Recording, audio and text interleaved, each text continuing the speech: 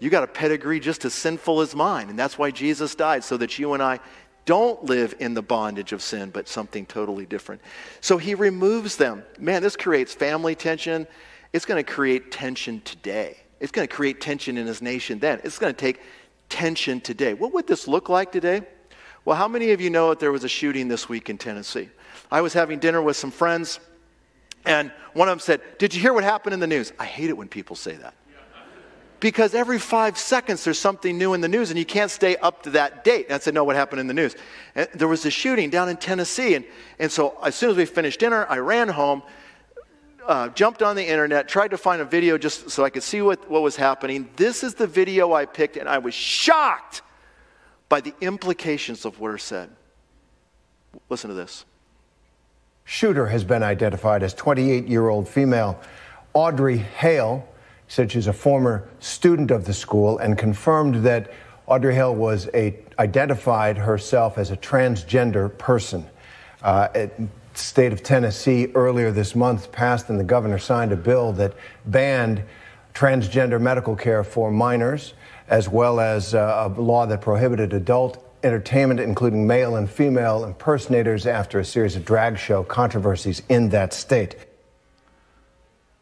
I was shocked when I saw that, because as someone who communicates things, you know what he just did? He said, there was a shooter, she's transgender, this on the heels of what these people have done. I mean, do you understand that's the implication? As soon as I saw this, I said, man, this week is going to get ugly.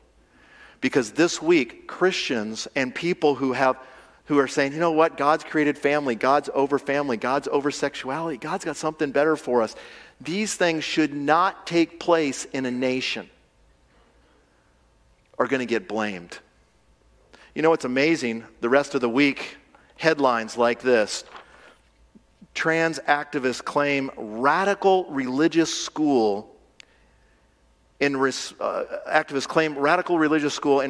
to the Nashville mass shooting of 3 9-year-olds were killed. The article goes on and describes, hate has consequences.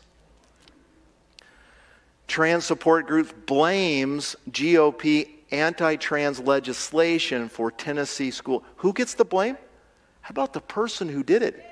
Not the guns, not someone else, not you as people who say that, yeah, I once was dead in trespasses and sins. Jesus saved me, and I read the Bible, and God's got something better for us.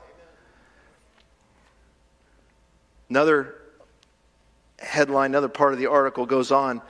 Radical transgender activist group has claimed the Nashville school shooter was driven to murder 6 people by an avalanche of anti-trans policies and sentiment, adding hate has consequences. Now, I'm often called a hater. People often say, oh, Pastor Mark, you hate this group, you hate that group. Friends, just listen. It's not, how many of you know that there's a commandment, a moral commandment of not to steal? Right?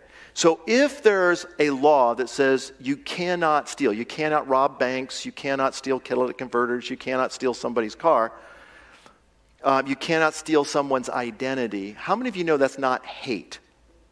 That's a moral law because you have the right to life, liberty, and the pursuit of happiness. That's the purpose of human government, to suppress that evil. Or kidnapping, human trafficking. Should there be laws against that? Are we just being hateful to the traffickers? No. Because people do evil things to other people, the purpose of moral laws is to suppress that so it doesn't happen. Tennessee said, you know what? Children should not be mutilated by the medical community, and we should not have thrust upon us these displays of human depravity. We're not going to have that in our state. It's not their fault that someone ends up shooting. Friends, in the 1980s was the first time I bumped into this sort of thinking, that if someone does something you don't like, then you have the liberty, in fact, you have justifiable reasons to kill other people because you've been oppressed in some sort of way. This is demonic. even in the Capitol this week. Blessed are all of those senators, the House of Representatives, those who have pushed back against the legislation in these recent days. And there are lots of them. The media doesn't want you to think that. But you need to thank God, pray for, and encourage all the men and women who have pushed back against this legislation that's coming across to make, Minnesota a refuge for transgender care of children, etc., across the country. One of my friends this week texted me and said, we're pushing against this bill. It's in debate. And he said to me, look, let me just give you a one-liner out of this bill, and I want you to hear this one-liner. If a child thinks what? Thinks that they are not receiving transgender affirming attention from their parents, a child protection officer can remove the child from the parent's home without engaging the parents. Did you remember those 3 brackets up here that God created? Government now over top. The children are a ward of the state. The state determines what's right or wrong. This is mass, friends. This is huge.